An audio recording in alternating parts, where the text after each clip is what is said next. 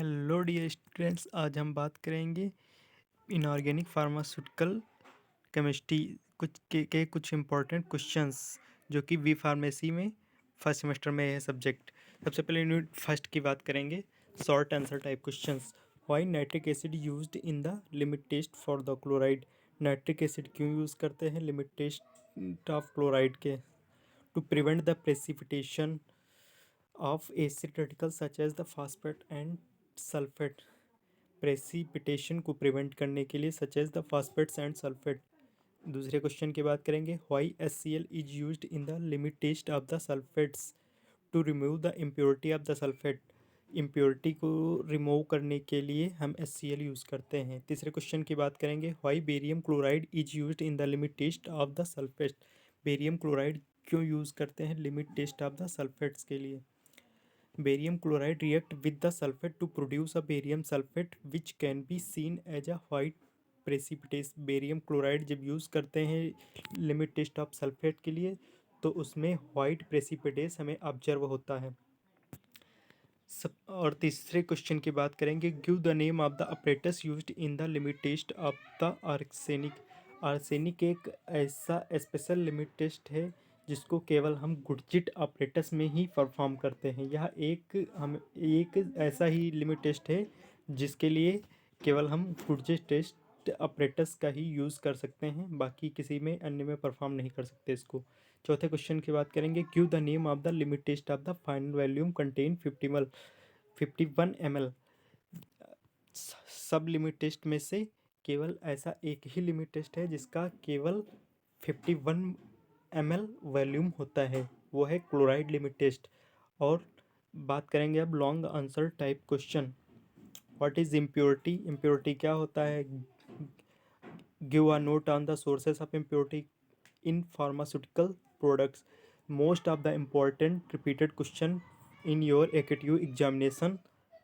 बहुत बार इम्पोर्टेंट ये क्वेश्चन पूछा गया है, हमेशा पूछा जाता है। 5-6 साल के पिछले बैक ईयर के पेपर उठा के देख सकते हैं आप, ये बहुत बार क्वेश्चंस पूछा गया है। पहला क्वेश्चन बहुत इंपॉर्टेंट है, give a note on the limit test of the arsenic.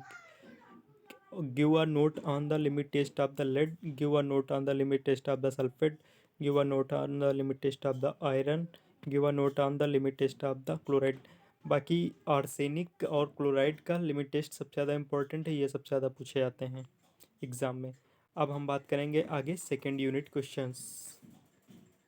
सबसे पहले बात करेंगे शॉर्ट आंसर टाइप क्वेश्चन। पहला क्वेश्चन है, what is acid, what is and base.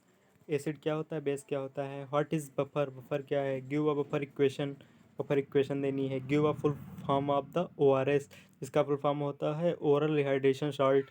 अब हम बात करेंगे log answer type question.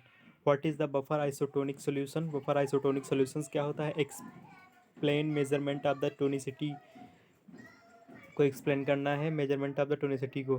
Give a calculation method of the isotonicity, calculation method isotonicity के देना है। Explain about extra and intra cellular electrolytes, ये एक्सप्लेन करना है हमें इंट्रा एक्स्ट्रा सेलुलर इलेक्ट्रोलाइट्स के बारे में, जैसे सच एज द क्लोराइड है, कैल्शियम है, मैग्नीशियम है, आयंस के बारे में। Give a note on the electrolytes use in the replacement therapy. कौन कौन से इलेक्ट्रोलाइट्स यूज होते हैं रिप्लेसमेंट थेरेपी में? सोडियम, पोटेशियम, कैल्शियम, क्लोराइड, ये सब यूज़ होते हैं। Such as the physiological acid base balance, इस पर नोट लिखना, ये काफ़ी इंपॉर्टेंट क्वेश्चन है। और give composition of the ORS, ये लॉन्ग में भी आ सकता है और 2 मार्क्स में भी आ सकता है। लॉन्ग में 7 मार्क्स का आएगा। अगला हम बात करेंगे, give a note on the sodium chloride and calcium chloride. इसमें हमें नोट लिखना है, तो इसके कंपाउंड के बारे में, जैसे इसकी मेथड ऑफ प्रिपरेशन लिखते हैं, इसके यूज़ लिखते हैं। मेथड ऑफ प्रिपरेशन सबसे सिंपल है, सोडियम और क्लोराइड को रिएक्ट करा दीजिए, सोडियम और क्लोराइड बन जाएगा।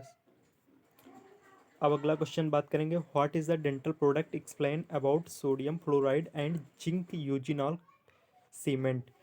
सबसे पहले डेंटल प्रोडक्ट क्या होते हैं, और अब उसके बाद हमें एक्सप्लेन करना है compound sodium fluoride and zinc eugenol cement.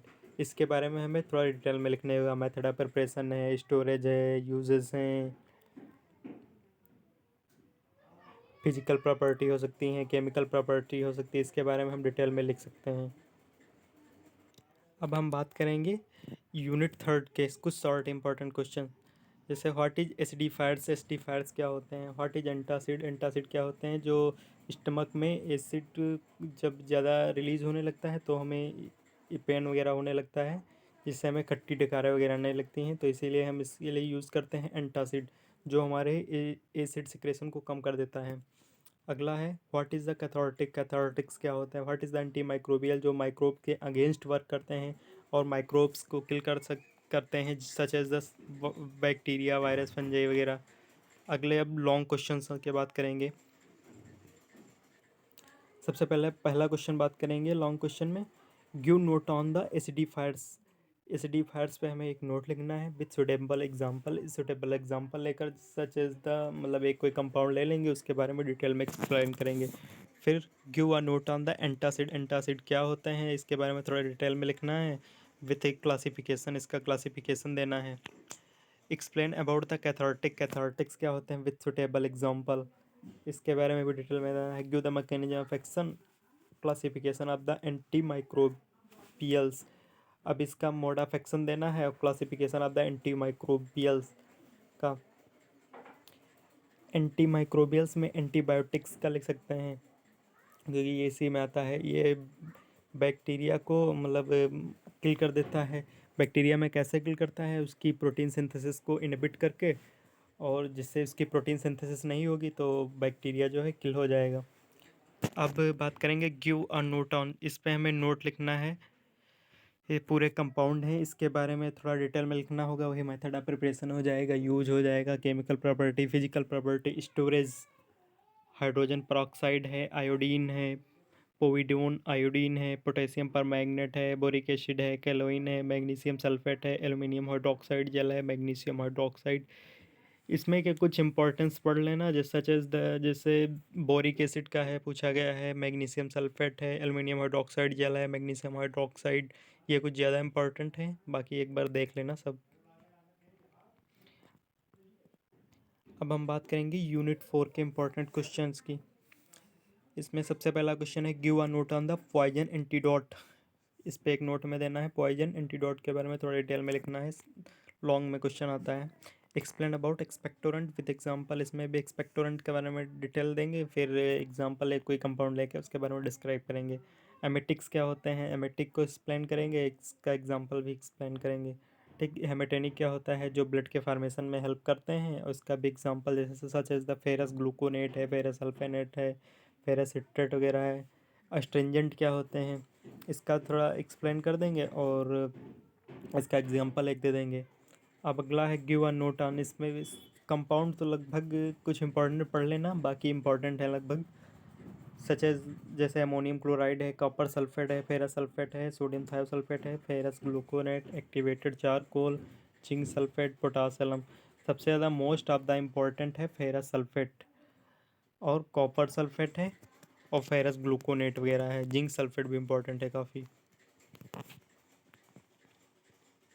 अब यूनिट 5 में क्वेश्चंस के बात करेंगे जो कि इम्पोर्टेंट है काफ़ी। What is radio activity, give units of the radio activity. Radio activity क्या होता है, इसकी यूनिट देना है हमें रेडियो एक्टिविटी की। ये 2 मार्क्स में काफ़ी रिपीटेड क्वेश्चन है, बहुत बार पूछा जाता है। Give a note on the measurement of the radioactivity, measure radioactivity के measurement of the radioactivity पे नोट लिखना है, जो कि काफ़ी रिपीटेड क्वेश्चन है, बहुत बार पूछा जाता है। जैसे इसमें जिजर मोलर काउंटर वगैरह आएगा, तो उसके बारे में डिटेल में लिखना है। और give a note on storage condition and precaution of the radio active elements, इस पे एक हमें नोट लिखना है। Storage condition and precaution of the radio active element, जो रेडियो एक्टिव एलिमेंट होता है उसको कैसे हैंडल करना है, उसके लिए क्या क्या प्रिकॉशन होनी चाहिए ये, और स्टोरेज कंडीशंस वगैरह में। और अगला क्वेश्चन बात करेंगे give a note on the radio active doses form pharmaceutical application of the radio active elements. Radio active doses form पे हमें एक नोट लिखना है और उसके क्या क्या एप्लीकेशन होते हैं। जैसे आयोडीन 131 है, ये जो आयोडीन 131 होता है ये थायराइड की थेरेपी में यूज़ करते हैं। अगले क्वेश्चंस की बात करेंगे what is half life, half life क्या होता है, जिसे टी हाफ कहते हैं। ये most of the important question है, ये 2 मार्क्स में काफ़ी पूछा गया है। बस 5 यूनिट में बस इतने इंपॉर्टेंट क्वेश्चन हैं। अगर आप इस 5 यूनिट के इतने क्वेश्चन इंपॉर्टेंट पढ़ लेते हैं तो अच्छे मार्क्स ला सकते हैं। काफ़ी इंपॉर्टेंट क्वेश्चन है ये, एक बार एग्ज़ाम्स के पहले इन क्वेश्चंस को काफ़ी अच्छे से पढ़ लेना। बाकी इतने इंपॉर्टेंट क्वेश्चन थे जो कि आज हमने बता दिए। Okay, thanks.